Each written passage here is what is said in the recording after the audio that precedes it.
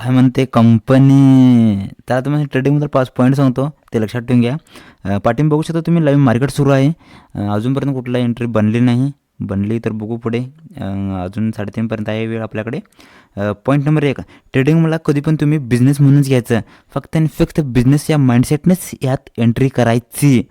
नाहीतर तुम्ही 4 ते 5 महिन्यात तुम्हाला मार्केट नक्की बाहेर काढणार. दुसरा पॉईंट, प्रॉफिटच्या आधी लॉस किती घ्यायचं याचा विचार करायचं.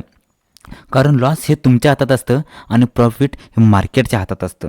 तिसरं पॉईंट, स्टॉक मार्केटमध्ये 100% असं काहीच नसतं. It is a game of probability. हे फक्त संभवण्याचे खेळ आहे.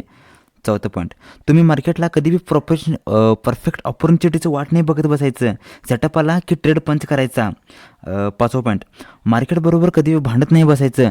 नाहीतर तुमचं सगळं प्रॉफिट एका ट्रेडमध्ये मार्केट घेऊन जातं आहे, हे लक्षात ठेवा तुम्ही कधी पण. चला मार्केटकडे बघूया जरा काही भेटते काय. 3:30पर्यंत बघू. नाहीतर आपलं निवांत आज no no profit day, no trade day म्हणायचं. ग बसायचे, विचार करायचा नाही एवढा. चला, चला बाय बाय.